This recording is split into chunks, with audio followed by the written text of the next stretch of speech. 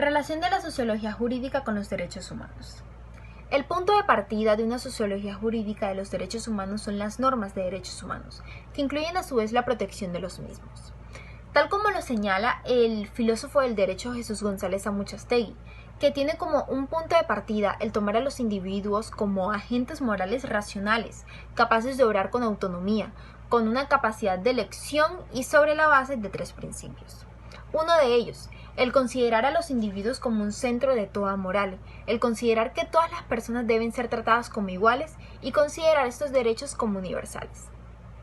Estos principios contribuyen a teorías políticas que, lejos de adoptar una concepción del bien, garantizan la coexistencia pacífica de las diversas concepciones. En ese sentido, las teorías de los derechos humanos no es neutral, sino que tiene como un punto de partida un ideal de justicia basada en los límites del poder y la emergencia del sujeto como centro y fin del orden social,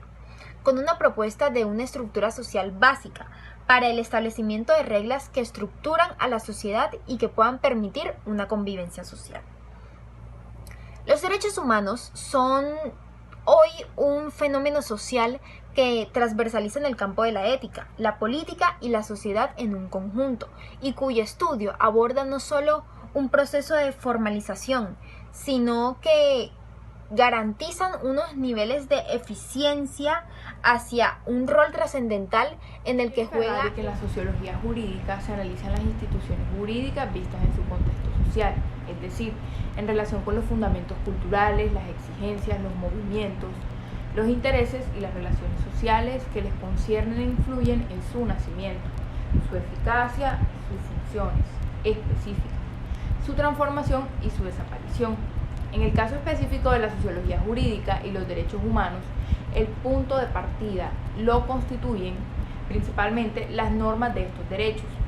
que incluyen a su vez los sistemas de protección de los mismos. Es así que podemos considerar a los derechos humanos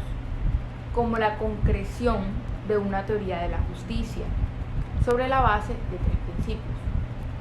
Considerar a los individuos como el centro de toda moral, el considerar que todas las personas deben ser tratadas como iguales y el considerar a estos derechos como universales. Los derechos humanos son hoy un fenómeno social que transversaliza en el campo de la ética, la política y la sociedad en su conjunto, y cuyo estudio aborda no solo su proceso de formulación y consolidación o sus niveles de eficiencia, sino con el rol trascendental que juegan en el nuevo ordenamiento de los estados y de la comunidad internacional.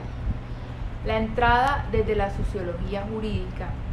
en los derechos humanos nos permitirá definir sus peculiaridades respecto de la ciencia del derecho, siendo la distinción más importante la que hay entre un hecho jurídico y un hecho social, teniendo en claro que cualquier intrusión simplista de preguntas normativas en sociología jurídica sería una función de la politización y una orientación errónea hacia la comprensión de los derechos humanos y sus violaciones, porque la cualidad revolucionaria de la sociología es precisamente su capacidad de trascender los debates normativos para participar en el análisis del mundo existente. Por lo tanto, el análisis que nos brinde la sociología jurídica puede contribuir de la manera más ejemplar y útil al análisis de esta persistencia en las violaciones de derechos humanos, que son una terrible realidad global. Movimientos sociales para la producción de los derechos humanos. Bueno, luego de la Segunda Guerra Mundial, la Asamblea General de Naciones Unidas adoptó la Declaración Universal de Derechos Humanos el 10 de diciembre de 1948, en la que se proclamó un conjunto de derechos considerados que son básicos, inalienables e imprescriptibles, y cuyo sujeto es todo ser humano sin distinción alguna. El articulado incorporó unos nuevos sujetos de derechos como lo fueron las mujeres y los niños, y también nuevos derechos que tomaron forma cuando se dieron las redefiniciones del Estado y tuvieron lugar luego de la crisis del año 29 y 30.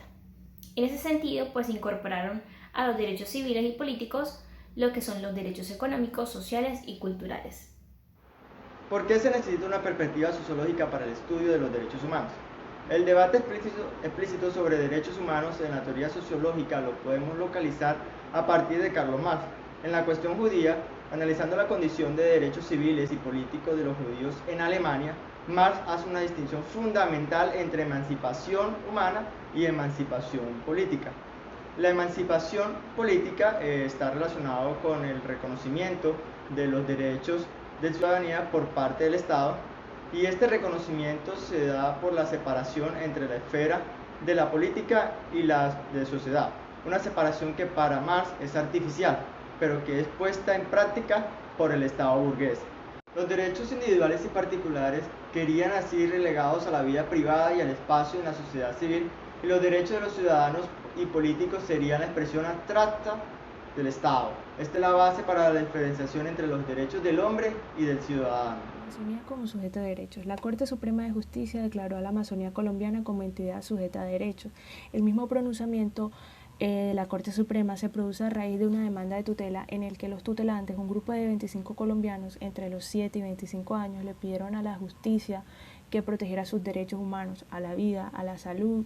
a la alimentación y al ambiente sano. Desde un punto de vista procesal, era más que cuestionable que la acción adecuada para la protección de los intereses de los demandantes fuera la acción de tutela, pues estamos ante derechos de tercera generación que en virtud de nuestra Constitución son protegidos a través de acciones populares. Sin embargo, la Corte Suprema decidió resolver esta demanda alegando que hay ciertos momentos en los que las reglas judiciales deben ser laxas y velar sobre todas las cosas en los derechos de los niños y jóvenes del país y la protección del medio ambiente.